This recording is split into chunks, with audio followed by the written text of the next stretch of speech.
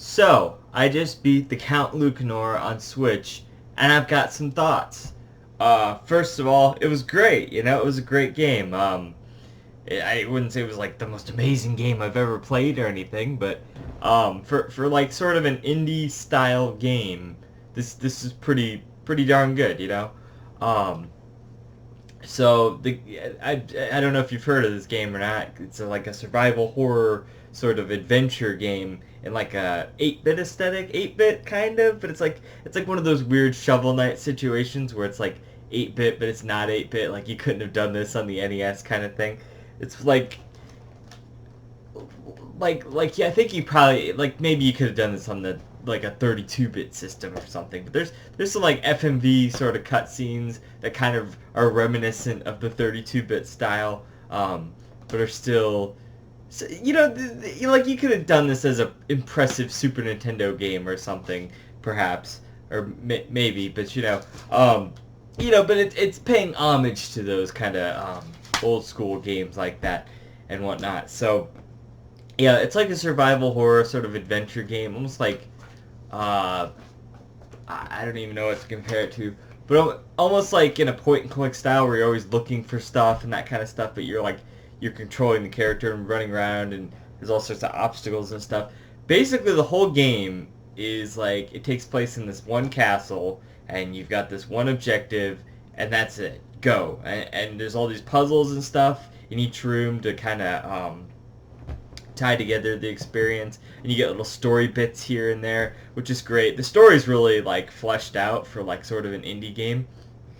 Um, there's lots of cool characters and lots of characters who like you get to kind of choose your allegiance to them. So like uh, if you I guess I shouldn't get too spoilery, but if you can make choices to actively side with or against certain characters, and basically any character. So by either choosing bad things for them or actively ignoring them, that can deprive you of their whole story arc or whatnot. But it's a yeah. There's some really big moments in this game, and like the story's not necessarily like the deepest thing ever, but it's pretty dark for sort of a for an indie game at times, and you kind of feel it. But at the same time, like I said, it's not the most deep thing, but it's an interesting story. The characters are all really interesting. Um, and the game made me want to kind of explore them and get their backstories and know what was going on with them. So I mean, I feel like it did a good job at that. Anytime I could talk to these characters, I was not only for the fact that they usually give you something or give you clues or something to the whole overall scheme, but basically they'll help you out in some regard, or you'll get a little bit of their backstory, or something will happen. There's always something interesting happening, and everything you do kind of, I'm kidding. Everything you do progresses the story in some way. It's the story, or the game overall, the events, certain things. There's timed events that certain things happen once you've done certain things and set off certain things and been in certain rooms and everything like that. And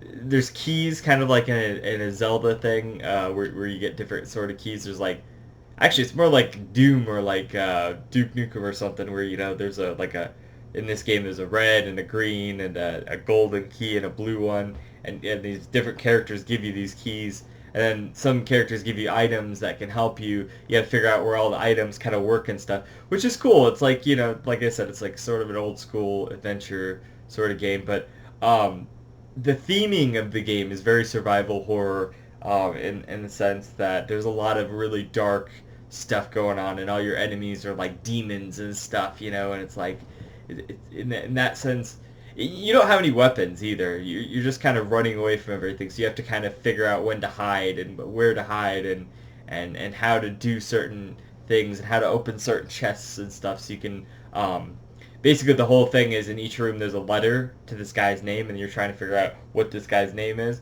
and that's gonna progress the story. And So yeah, so that's the main first bulk of the game is like this one big dungeon in this castle. And around that there's more story stuff. There's kind of like a final dungeon too, so there's sort of two dungeons, but it's a lesser thing. There's only like 3 or 4 rooms in that one, but it's still cool. Every room in this game is cool, except for maybe the fire room. I think that one was a little bit annoying, but um, everything was really cool. All the enemies felt really imposing because like you couldn't attack them, so you had to just kind of like figure out a way around them or figure out how not to disturb them to get around them. Like your health is never too limited in the game. I feel like it was a fair challenge of like kind of right in the middle, so the balance was pretty good. Overall, I'd say. Um, the aesthetic was kind of weird at first. It kind of is like this weird like 8-bit but like 16-bit aesthetic, and then it's like I don't know, it's just strange looking. It almost looked Atari like in a sense, and I'm just like, but you can never have an Atari look this good, So it's just like that's the weird part about it. But that was almost the aesthetic, is like Atari graphics in a sense, but like if they were combined with an 8-bit or a 16-bit or even a 32-bit style, it's such a unique art style, and I really definitely got used to it over time. And I like all the little character portraits that they do with the dialogue. It kind of reminds me of something like Persona 4 or something, where you get all these little portraits of the characters and whatnot while they're speaking. So, and there's a lot of text in here, so the story was kind of well fleshed out and whatnot. Overall, the game and level design was good, and there's treasure chests everywhere, so you're always trying to figure out a way to like get around stuff and where you got to use items and stuff, like I was saying earlier, and how everything fits together. So it's a really cool game, and the nice part about the game is that it's not too short, but it's also not too long. It took me maybe like 5 or 6 hours to get through it. HowLongToBeat.com, that is, says that it's about a 3.5 hour game. So that's like the perfect length for me. If a game can prove its concept in that amount of time, like that's great, and make it feel like I still got an experience out of it, not make it feel like, oh, I want so much more of this, which if there was more of this, that would have been cool and everything, but I feel sort of like with the girl and the robot or whatever, where it just feels like the right length of time overall. So yeah, there was music. It was all right.